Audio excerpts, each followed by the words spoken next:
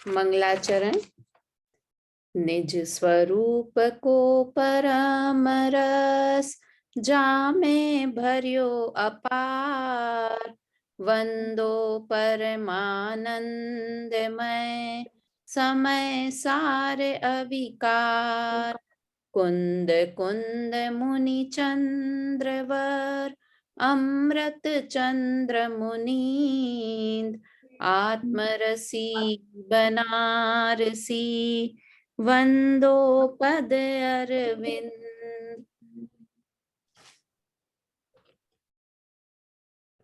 पंडित बनारसी दास जी कृत नाटक समयसार ग्रंथ पर हम चर्चा कर रहे हैं। उसमें हमने चौथा द्वार कल प्रारंभ किया था, जिसका नाम है पुण्य पाप एकत्व द्वार। हमारी चार बुद्धियों को छुटवाने के बाद एकत्व बुद्धि, ममत्व बुद्धि, कर्तृत्व बुद्धि और भोक्तृत्व बुद्धि, इनके बाद अब हमारी एक और जो अनादिकाल से बुरी मान्यता चली आ रही है, वो कौन सी? पुण्य में उपादेय बुद्धि। पाप को तो सब बुरा मानते हैं, किंतु पुण्य को भला मानते हैं। तो यहाँ पर बनारसी दास जी कहते हैं कि पाप पुण्य एकत्व द्वार, कि पाप के समान पुण्य भी बुरा ही है, छोड़ने लायक ही है। कल हमने 3 छंदों पर चर्चा की थी, जिसमें अंतिम लाइन थी, दो माई दौड़ धूप दो कर्म बंध रूप, याते ज्ञानवंत नहीं को अभिलाख्यो है। तीसरा छंद था ये, कि दोनों में ही दौड़ धूप है। किन दोनों में? पुण्य और पाप, इन दोनों के करने में आकुलता होती है, इसलिए दोनों में ही दौड़ धूप है ना। आकुलता, दौड़ धूप है मतलब आकुलता है, और दोनों से ही कर्म का बंधन होता है। इसलिए ज्ञानी जीव पुण्य पाप को अच्छा नहीं मानते हैं, दोनों को एक सा मानते हैं। पुण्य को अच्छा, पाप को बुरा नहीं मानते हैं। तो अब यहाँ से एक नया चीज शुरू हो रही है। इस द्वार की विशेषता है, ये छोटा सा द्वार है, बहुत 16 ही छंद हैं सिर्फ इसमें।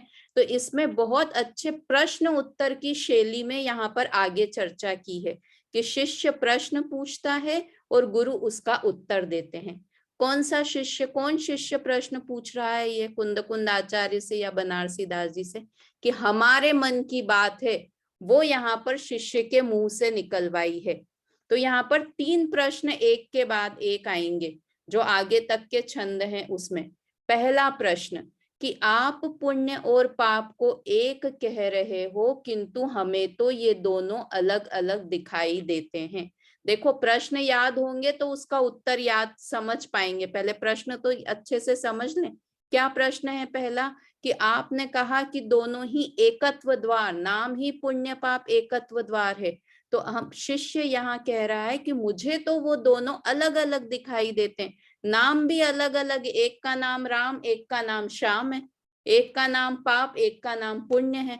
नाम अलग अलग हैं तो दो अलग अलग आदमी हुए ना। ये तो जनरल, सीता और गीता, दो अलग अलग नाम है तो दो अलग अलग आदमी हुए। तो ऐसे ही पाप और पुण्य दो अलग अलग नाम हैं, तो ये दोनों अलग अलग चीजें हैं, आप इन्हें एक कैसे कहते हो?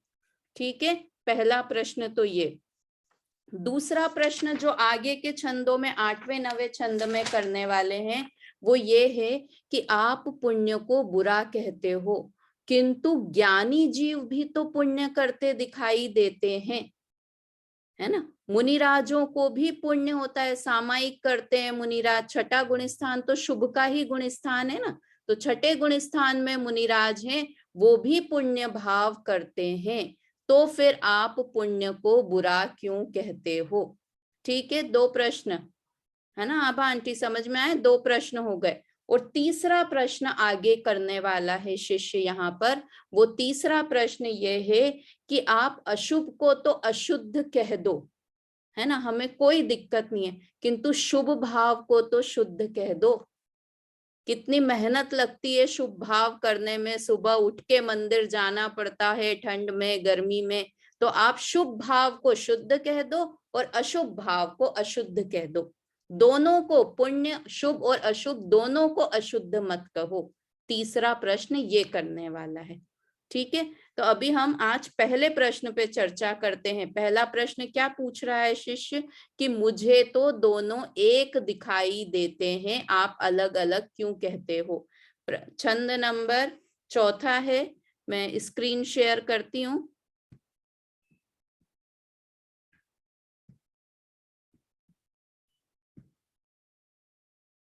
नहीं, ये तीसरा नंबर का जो हमने छंद कल पढ़ा था, उसके बाद यहाँ से चौथा छंद, पुण्य पाप की समानता में शिष्य की शंका। क्या शंका करता है? चौपाई का छंद है, एक साथ बोलते हैं पहले। को शिष्य कहे गुरु पाही, पाप पुण्य दो समनाही, कारण रस स्वभाव फल न्यारे, एक अनिष्ट लगे एक प्यारे। क्या लिखा? शिष्य ने प्रश्न किया। कोई शिष्य गुरु के पास जाकर पूछता है, क्या पूछता है कि पाप पुण्य दोनों समनाही, दोनों एक जैसे नहीं है, दोनों अलग अलग हैं। अब वो रीजन भी दे रहा है, सिर्फ ऐसे ही बात नहीं कर रहा है, रीजन क्या दे रहा है? 4 रीजन दे रहा है शिष्य कि जिससे मुझे पुण्य और पाप एक दिखाई देते हैं। मैं पूछूंगी क्लास के अंत में कौन कौन से रीजन दिए थे, है ना, ध्यान से याद करते चले जाना साथ में। कारण, स्वभाव और फल। हाँ, पहला कारण कि दोनों का कारण अलग अलग है। कारण किसको कहते हैं? कार्य की उत्पत्ति जिससे होती है उसका नाम कारण होता है। तो पुण्य का कारण अलग है, पाप का कारण अलग है। अभी और डिटेल में वो प्रश्न पूछेगा। तो कारण मतलब उत्पत्ति अलग अलग चीजों से होती है, दोनों का रस अलग अलग है, दोनों का स्वभाव अलग अलग है, और पुण्य और पाप दोनों का फल भी अलग अलग मिलता है ना। ये 4 प्रश्न, 4 चीजें बताई शिष्य ने। कारण, रस, स्वभाव और फल, इनके कारण से मुझे पुण्य और पाप एक दिखाई देते हैं। ठीक है, एक अनिष्ट लगे एक प्यारे, कि पाप तो मुझे बुरा लगता है किंतु पुण्य करना मुझे अच्छा लगता है कि नहीं? अपनी बात ये सुशीला आंटी, अपनी बात ही है। हमको भी ऐसा लगता है कि पाप करना तो बुरा है किंतु पुण्य करना अच्छा लगता है ना। तो वो ही बात बिल्कुल ये समझो कि हमारे हृदय की बात यहाँ पर बनारसी दास जी कर रहे हैं। तो अपने बिल्कुल कान खुले रख के इस चीज को सुनना है कि वो क्या समाधान देंगे। अभी तो 5वें वाले छंद में वापस से वो इसी को ही कहेंगे। 5वां छंद है सवैया इकतीसा। इसको पहले छंद को बोलते हैं। ये भी शिष्य का प्रश्न, अभी प्रश्न खत्म नहीं हुआ है, वो पूरा डिटेल में समझाने वाला है बनारसी दास जी को कि मैं आपसे क्यों ऐसा कह रहा हूं, है ना। तो ये भी शिष्य की शंका का ही छंद है, छंद नंबर 5। बोलते हैं एक साथ पहले।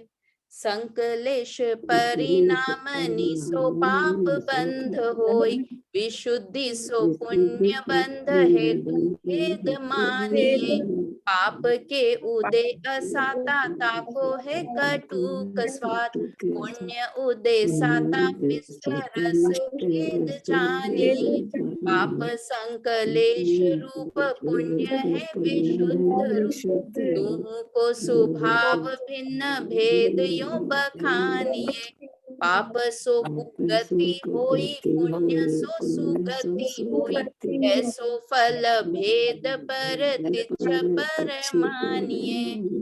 देखो चारों चीज, पहले देखो ये यहाँ पर लिखा है ना, हेतु भेद मतलब कारण भेद है, रस भेद है दोनों में, ये स्वभाव, स्वभाव भिन्न, स्वभाव भेद है, और फल भेद है। देखो ये चारों भेद दिख गए ना। पहले दूसरी लाइन में हेतु भेद शब्द है, चौथी लाइन में रस भेद, छठी लाइन में स्वभाव भेद, और 8वीं लाइन में फल भेद। तो ये 4 तरह से भेद दिखाई देते हैं। पहला भेद कि दोनों का कारण अलग अलग है। हम सब बचपन से पढ़ते आए हैं कि पाप किसके कारण से पाप लगता है। कारण बताओ 2-3। पाप का बंध, पाप किस किस कारणों से होता है? कि पाप 5 होते हैं, उनसे पाप होता है। दूसरा, किसी के लिए बुरा चाहना, कषाय के परिणाम हुए, उनसे पाप होते हैं। 7, व्यसन से पाप लगता है। तो हम सब कहेंगे हम तो ये कुछ भी नहीं करते हैं। 7 व्यसन में से कौन सा व्यसन है? कोई सा भी व्यसन नहीं है। पाप हम करते नहीं है। मैं हिंसा नहीं करती, झूठ नहीं, चोरी नहीं, कुशील नहीं, परिग्रह बहुत कम है, तो मेरे तो कोई भी पाप नहीं है। ऐसा है, अभी तो वास्तव में हमको पाप की भी पूरी खबर नहीं है। हम सोचते हैं कि हम धर्मात्मा हैं, पुण्यात्मा हैं, पाप नहीं करते, किंतु सबसे बड़ा पाप है विषयासक्ति। विषय में अति आसक्ति होना, वो भी पाप का परिणाम है। कैसी विषय में अति आसक्ति? कि प्लेट में 2 चीजें हो ना तो नहीं चलेगा, 4 चीज तो प्लेट में होनी ही चाहिए। ये विषय आसक्ति है ना। होता है। मैं तो अपन जिस लेवल का पाप करते हैं ना, 7 व्यसन हम नहीं करते इसलिए उसकी बात नहीं, किंतु विषयों में आसक्ति तो है। 5 साड़ी है पर हमें 10 साड़ी चाहिए। शादी में जाना है तो किसी के पास डायमंड का सेट है तो हमें भी चाहिए। ये विषयों में, हर विषय में, सर्दी में गर्म पानी चाहिए, सर्दियों में, गर्मियों में ठंडा पानी चाहिए। ये विषय की अति आसक्ति को बताता है ना। हर तरह स्पर्शन, रसना, घ्राण, चक्षु, कर्ण, सबके विषयों की आसक्ति है हमें। तो वो विषय आसक्ति होना वो पाप बंध का कारण है। किन किन परिणामों से पाप बंद होता है उसकी चर्चा कर रहे हैं। और जो पूज्य पुरुष होते हैं उनके प्रति अनादर का भाव होना। अनादर का भाव होना मतलब हम कहाँ किसी विद्वान की उपेक्षा करते हैं, कहाँ किसी विद्वान को गाली देते हैं, कभी किसी के लिए एक अपशब्द नहीं बोलते हैं, किंतु उसे प्रॉपर सम्मान नहीं देना। कहीं कोई शास्त्रीय विद्वान प्रवचन कर रहा हो तो कि अरे बच्चा प्रवचन, चलो चलो ये तो रोज ही करते रहते हैं, क्या सुनना। ये शास्त्र का अपमान है ना, विद्वान का अपमान है ये। तो ये सब पाप के परिणाम हैं जो कि हम कब कर जाते हैं हमको पता ही नहीं चलता है। तो ये पाप पर, ये सब संक्लेश परिणाम हैं और इनसे पाप का बंधन होता है। तो है ना, इसका पाप बंधन का कारण ये बताया। अब पुण्य बंधन का कारण क्या है? विशुद्धि सो पुण्य बंध हेतु भेद मानिए। ये विशुद्धि शब्द का क्या अर्थ होता है?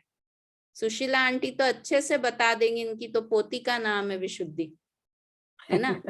विशुद्धि शब्द का क्या अर्थ होता है? कि 2 अर्थों में होता है। देखो अपन जो 3 भुवन में सार वीतराग विज्ञानता, तो विज्ञान जहां बोलते हैं ना, विज्ञान मतलब विशेष ज्ञान, कि और अच्छा ज्ञान तो है किंतु ज्ञान में भी विशेषता होना। तो यहाँ पर विशुद्ध से पुण्य बंध होता है कि शुद्ध से भी अच्छा अति शुद्ध परिणाम, उसका नाम पुण्य, उसके कारण पुण्य बंध होता है। विशुद्धि, विशुद्ध, वी तो आ गया विशेष, और शुद्ध यानी और जितना शुद्ध है उससे भी ज्यादा शुद्ध होना, उस कारण से पुण्य बंध होता है। ऐसा है कि नहीं? विशुद्धि के 2 अर्थ होते हैं। कई बार ग्रंथों में भी जो विशुद्धि शब्द बोलते हैं ना, तो विशुद्धि शुद्ध परिणामों के लिए, उत्कृष्ट जाति का शुद्ध परिणाम होना, उसे भी विशुद्ध बोलते हैं। और यहाँ पर जो विशुद्ध शब्द लिया है कि जो शुद्ध तो नहीं है किंतु शुद्ध का कारण कभी बन जाता है, ऐसा परिणाम, उसे विशुद्ध परिणाम कहते हैं। मतलब पुण्य का परिणाम, है ना। यहाँ पर पुण्य के लिए विशुद्ध परिणाम कौन कौन से विशुद्ध परिणाम हुए? कि 6 आवश्यक के परिणाम, देव पूजा, गुरु उपासना, स्वाध्याय, संयम, तप, दान का परिणाम, तीर्थ यात्रा करने का परिणाम, साधर्मी को भोजन कराने का परिणाम, जो कि हम कर सकते हैं, करवाना चाहिए। हमारे यहाँ जो भी अतिथि आए ना, शिविर वगैरह में जो भी विद्वान वगैरह आए, अतिथि आए, उनका सत्कार आदर करना चाहिए, हम कर सकते हैं, है ना। तो ये सब पुण्य बंध के कारण है ना। तो यहाँ पर विशुद्धि का अर्थ क्या लेना? वो शुद्ध परिणाम वाला विशुद्ध नहीं लेना कि उत्कृष्ट जाति का शुद्ध परिणाम। यहाँ पर कौन से? कि जो पुण्य के परिणाम जो होते हैं, है ना, देव पूजा आदि वाले परिणाम होते हैं, वो वाला विशुद्ध परिणाम। ठीक है, तो यहाँ पर विशुद्ध परिणामों से पुण्य बंध होता है, इसलिए दोनों के कारण भिन्न भिन्न हैं। पहला अंतर आ गया समझ में कि पाप परिणामों से, अशुभ परिणामों से पाप बंध होता है और शुभ परिणामों से पुण्य बंध होता है, इसलिए दोनों का कारण अलग अलग है। ये कौन बोल रहा है? शिष्य बोल रहा है। अब दूसरा उसने क्या बताया था?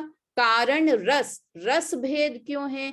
कि पाप के उदय से असाता का उदय आता है। जब भी पाप बंद होता है और उसका जब उदय आता है तो वो असाता का उदय आता है और उसका स्वाद कैसा लगता है? कड़वा लगता है, इसलिए हमें डर लगता है पाप से, है ना। और पुण्य के उदय से साता होती है, सब उत्कृष्ट सामग्रियां मिलती है, तो उसका रस हमें अच्छा लगता है।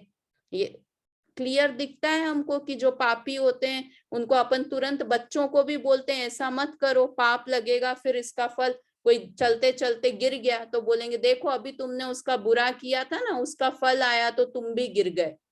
तो पाप के उदय से असाता होता है, पुण्य के उदय से साता होती है, इसलिए दोनों का रस भी अलग अलग होता है। एक का कटुक स्वाद आता है, एक का मधुर स्वाद, अच्छा स्वाद लगता है। तीसरा भेद कौन सा बताया? स्वभाव भेद। दोनों का स्वभाव अलग अलग है कि पाप संक्लेश रूप है और पुण्य विशेष विशुद्धि रूप है। इसका खुलासा मुझे ऐसा लग रहा था कि ये संक्लेश परिणाम ये कारण में भी दे रखा है और ये स्वभाव में भी दे रखा है, तो दोनों में क्या अंतर है? तो ये प्रवचन इसमें समय सार ग्रंथ में बहुत अच्छे से लिया जयचंद जी छाबड़ा ने कि साता वेदनी, शुभ आयु, शुभ नाम और शुभ गोत्र, ये सब क्या कहलाएंगे? ये सब विशुद्ध परिणाम कहलाएंगे। ये पुण्य का स्वभाव हुआ। और उसके अलावा चारों घातिया कर्म, है ना, अशुभ आयु, अशुभ नाम, अशुभ गोत्र, ये सब विशुद्ध, ये संक्लेश परिणाम कहलाएंगे। तो ये सब पाप का स्वभाव हुए। ठीक है। और चौथा भेद जो हमको प्रत्यक्ष दिखाई देता है कि पाप से कुगति होती है। पाप के परिणाम से क्या होता है? कुगति का बंध होता है, नरक और तिर्यंच गति की प्राप्ति होती है। और पुण्य के फल से सुगति की, मनुष्य और देव गति की प्राप्ति होती है। इसलिए दोनों का फल भी हमें अलग अलग दिखाई देता है। ठीक है, प्रश्न समझ में आ गया? तो इसका उत्तर पढ़ेंगे। क्या प्रश्न था? कि शिष्य ने प्रश्न किया कि आप पुण्य पाप को एक जैसा कह रहे हो या एक ही कह रहे हो? एक जैसा नहीं, एक ही कह रहे हो, एकत्व द्वार है ना। तो मुझे प्रश्न है कि ये तो दोनों एक नहीं है, दोनों के कारण अलग अलग हैं। एक पाप परिणाम से बनता है, एक पुण्य परिणाम शुभ परिणाम से, एक अशुभ परिणाम से। दूसरा, दोनों का रस अलग अलग है, एक का रस कड़वा है, एक का रस मीठा है। पुण्य के फल में तो मजा आ जाता है, अरे वाह मजा आ गया, कितना अच्छा परिवार मिला है मुझे, तो मजा आ जाता है ना वो। तो दोनों का रस अलग अलग है। फिर तीसरा बताया कि दोनों का स्वभाव भी अलग अलग है।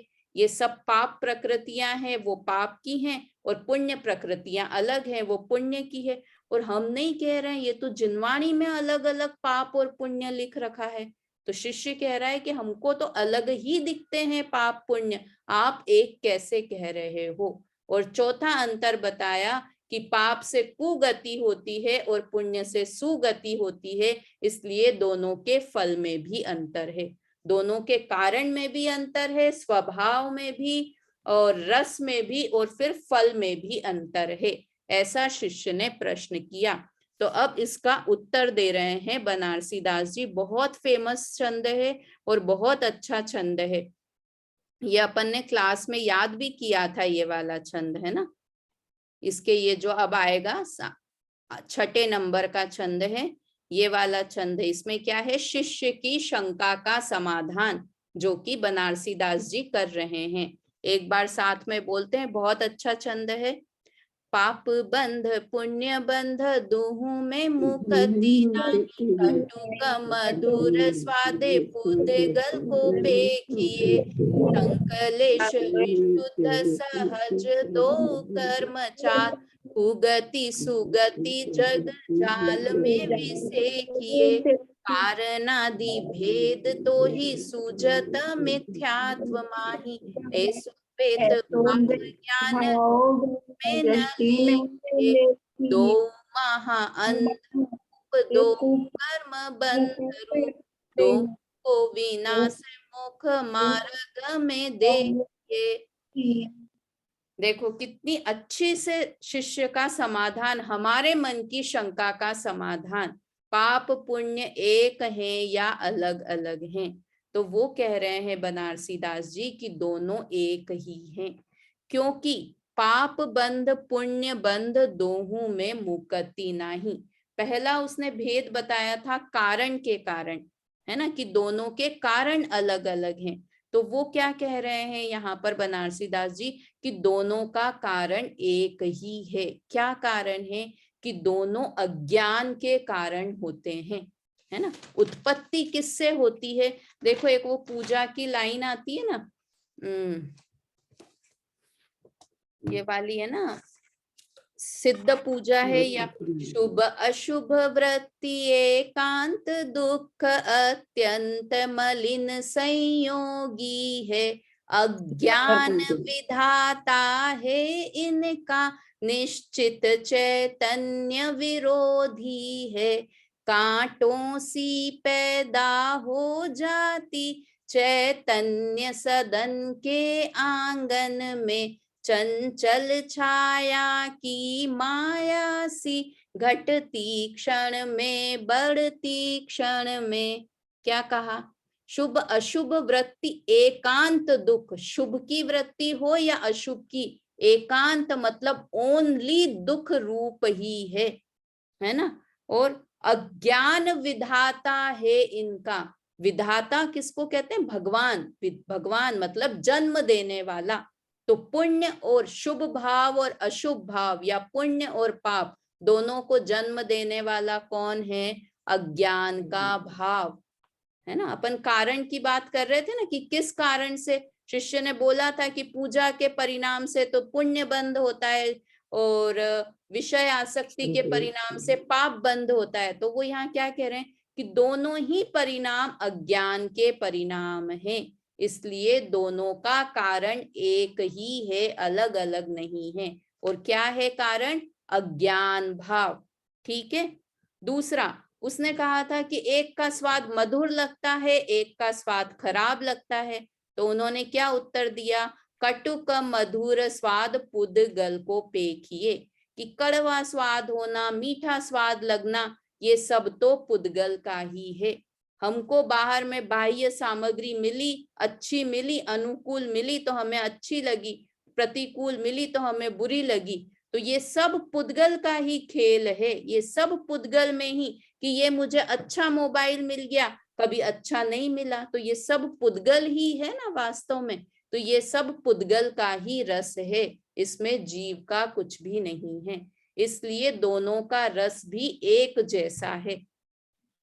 तीसरा कि संकलेश विशुद्ध सहज दो कर्म चाल, ये था स्वभाव के लिए, है ना, कि दोनों का स्वभाव कैसा है, कि दोनों स्वभाव के विपरीत भाव हैं।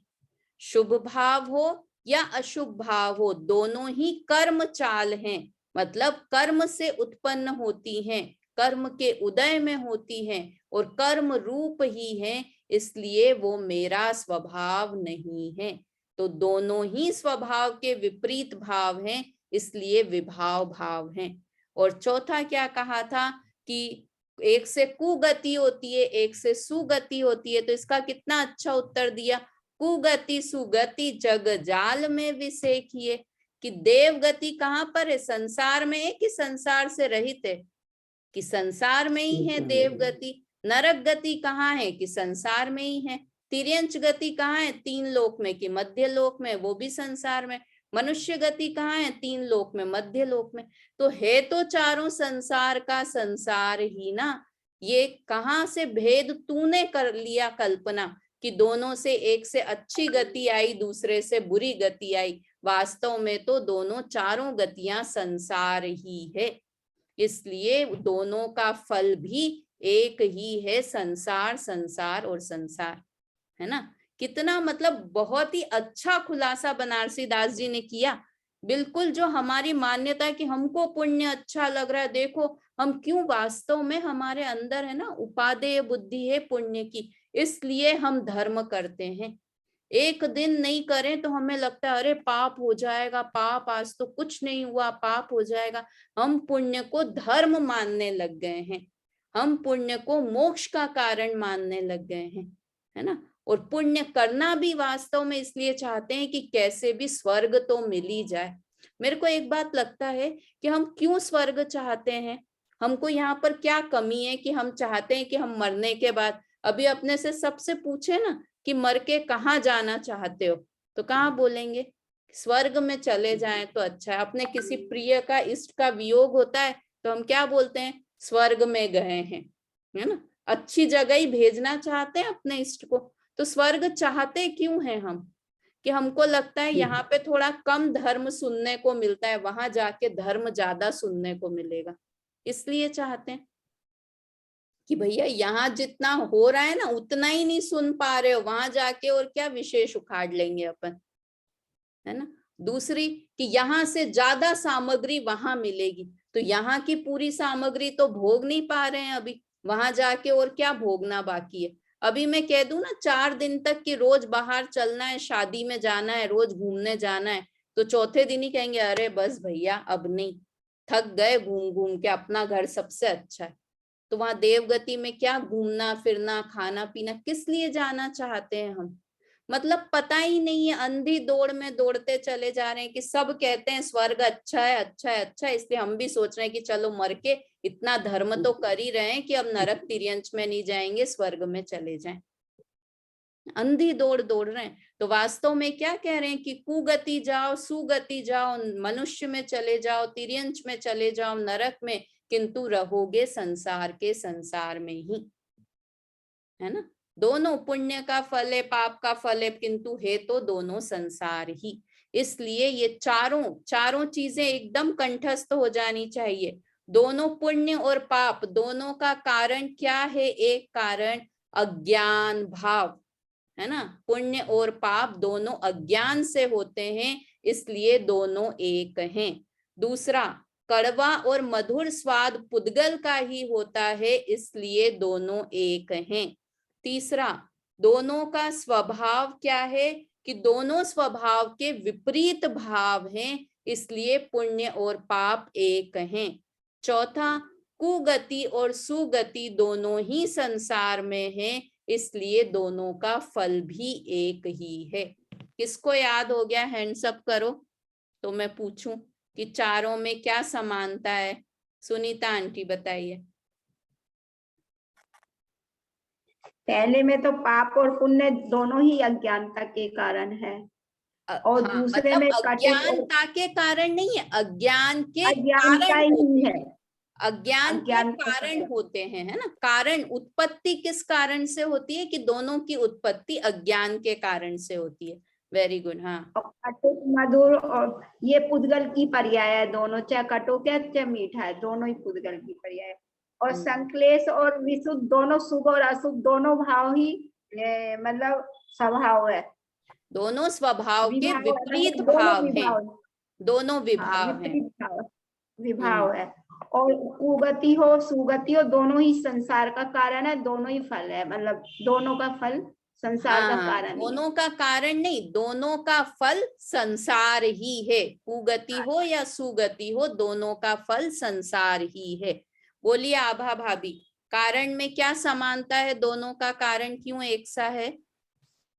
दोनों अज्ञान के कारण है, और अज्ञान के कारण उत्पन्न होते हैं, ऐसा बोली। हाँ, अज्ञान के कारण उत्पन्न होते हैं, और कटुत और मधुर स्वाद दोनों पुद्गल के हैं, रस दोनों पुद्गल के हैं। और संक्लेश और विशुद्ध भाव दोनों विपरीत भाव, वे ये कर्म के उदय से होते हैं। हाँ, इसलिए ये स्वभाव नहीं है, दोनों ही स्वभाव नहीं है। Very good. और कुगति सुगति ये जगजाल, ये संसार में ही भ्रमण कराते हैं, ये फल है, मतलब हाँ, इसका दोनों फल का संसार फल में संसार परिभ्रमण ही है, इसलिए ये दोनों एक जैसे हैं। अब आगे क्या लिखा देखो, आगे की 4 लाइन। कारणादि भेद तो ही सूझत मिथ्यात्व माही, कि जो तुझे ये भेद दिख रहे हैं ना, कारण रस स्वभाव और फल के, मिथ्या दृष्टि जीव को कह रहे हैं या हमें कह रहे हैं, ये किस कारण से दिख रहे हैं? मिथ्यात्व के कारण से। मिथ्यात्व मतलब उल्टी मान्यता के कारण से तुझे ऐसा लग रहा है कि दोनों अलग अलग हैं। मिथ्यात्व कहते ही उसे हैं, किसे कहते हैं? कि जो जैसा है उसे वैसा नहीं मानना, उसका नाम मिथ्यात्व है। तो वास्तव में तो ये दोनों एक हैं, पुण्य और पाप, किंतु दोनों को अलग अलग मान रहे हैं। ये किसके कारण से मान रहे हैं? मिथ्यात्व के कारण से मान रहे हैं, उल्टी मान्यता के कारण से मान रहे हैं। देखो एक बात आती है, संसार में भी क्या होता है, हमको जहां से जो पकड़ना हो ना, हम वो ही बात ग्रहण करते हैं। हम प्रवचन सुनने बैठेंगे तो प्रवचन में आएगा कि हाँ पुण्य करने लायक है, मतलब रोज पूजा करनी चाहिए, रोज स्वाध्याय करना चाहिए। ये 2 लाइन पंडित जी ने बोली और उसके बाद बोला कि ये सब भाव छोड़ने लायक है, एक शुद्ध भाव ही करने लायक है। तो हम ये एक शुद्ध भाव ही करने लायक है को साइड में रख देंगे और क्या बोलेंगे, आज प्रवचन बहुत अच्छे किए सुमत जी, प्रकाश जी भाई साहब ने क्या बोला कि रोज पूजा करनी चाहिए। तो क्या किया, जो हमको सुनना था ना, हमने वही बात प्रवचन में से पकड़ ली। सही बात है। मतलब वास्तव में ये होता है ना, एक वो कौन सा कीड़ा होता है कि उसको कहीं भी लग जाए, वो कौन सा कीड़ा में नाम भूल, तो वो गंदा खून ही चूसता है। क्या बोलते हैं? जोंक।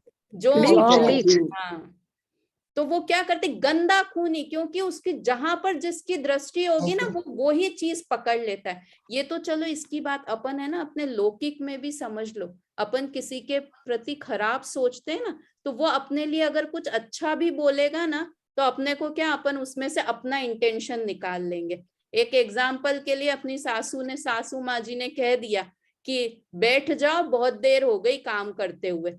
तो अपन अपना दिमाग अगर ज्यादा तेज चलता है ना, तो अपन क्या निकालेंगे, क्यों मैं काम नहीं कर सकती हूँ क्या, मैंने कब कहा कि मैं थक गई हूँ। अब वो बेचारी तो अच्छे सेंस में कह रही है कि थक गए हो, बैठ जाओ भाई, और अपना दिमाग जो चलता है ना कि ये मेरे लिए बुरा ही सोचेंगे, तो हम क्या निकाल लेंगे कि हाँ ये तो यही सोचती रहती है कि मैं थक जाती हूँ। तो जैसी हमारी मान्यता होती है ना, हम वैसी ही चीजों का अर्थ निकाल लेते हैं।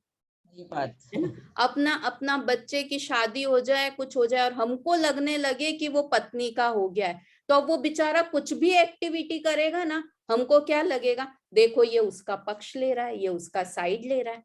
ये मैं लौकिक चीजें बातें बता रही हूँ कि जैसी हमारी सोच हो जाती है ना, हमको सब वैसा ही दिखने लग जाता है। मैं तो अपनी बात बताऊं कि क्या हुआ था, जब पहले बच्चे प्रेग्नेंट हुए ना, बच्चे होने वाले थे या बच्चे हो गए, तो मैं बाजार में जाऊं तो मुझे सारी जगह बच्चों की ही दुकानें दिखे। अरे देखो बच्चों के कपड़ों की दुकान, अरे देखो बच्चों के खिलौने की दुकान। और पहले शादी के पहले कभी बच्चों की दुकान दिखाई नहीं देती थी, ध्यान ही नहीं जाता था उस ओर। और बच्चे हो गए तो हमेशा बच्चों के कपड़ों की, बच्चों की किताब की, बच्चों के खाने पीने की वही दुकानें दिखने लग गई। तो क्या होता है, वास्तव में जो हम देखना चाहते हैं, जो हम सुनना चाहते हैं, जो हम सोचते हैं, वो ही अर्थ हम चीजों से निकाल लेते हैं, है ना। तो इसीलिए हमारी मिथ्या दृष्टि कब से चल रही है, अनादि से ये मिथ्यात्व चल रहा है कि पुण्य अच्छा है, पाप से तो अच्छा ही है ना।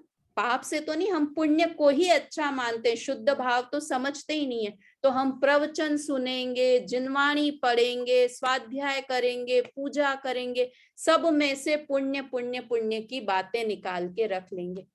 नहीं तो ये वाली जो अभी अपन ने पूजा की लाइन बोली थी, शुभ अशुभ वृत्ति एकांत दुख अत्यंत मलिन संयोगी है ना। कितनी बार हमने ये पूजा कर ली है, महीने में एक बार तो इसका नंबर आ ही जाता होगा, तब भी हम क्या करते हैं, कभी इसका अर्थ कि शुभ और अशुभ दोनों एक हैं, अज्ञान के कारण उत्पन्न होते हैं, कभी ध्यान भी जाता है हमारा इस ओर? कि ध्यान ही नहीं जाता है। ठीक है, कह दिया शुभ और अशुभ एक हैं, चलो शुभ भाव करते हैं, सुनते जाएंगे, बोलते जाएंगे, किंतु करेंगे शुभ भाव ही।